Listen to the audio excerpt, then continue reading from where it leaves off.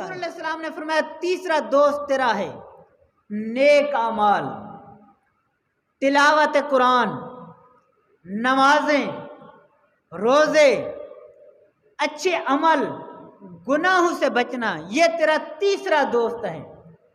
جو پہلا دوست تھا وہ تھا مال، سانس تھی تو اس کا ساتھ تھا۔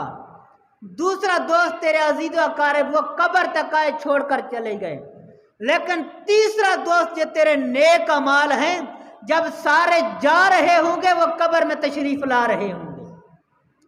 قرآن کی جو تو نے تلاوت کی ہوگی تو وہ قرآن قبر کے اندر آئے گا، آ کر روشنی کر دے گا، تیری اندھیری قبر کے اندر روشنی ہو جائے گی۔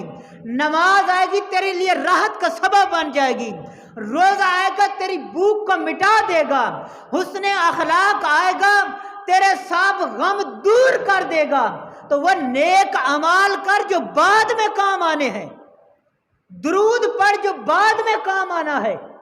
تو یہ تیرے تین دوست ہیں، اب تمہاری مرضی ان میں سے جو اختیار کر لو۔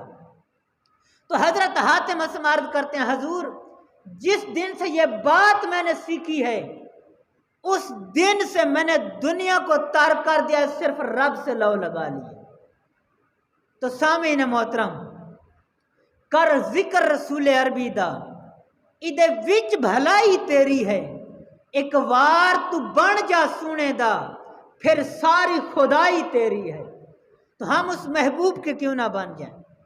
تو سامعین محترم حضرت شقیق کھڑے ہو گئے اور بیٹے کو گلے لگایا، فرمایا بیٹا میں نے تو سمجھا تھا 33 سال ضائع کیا ہے، لیکن تو نے جو ایک مسئلہ سیکھا ہے یہ 33 سالوں میں اس سے بڑا مسئلہ اور ہے بھی کوئی نہیں۔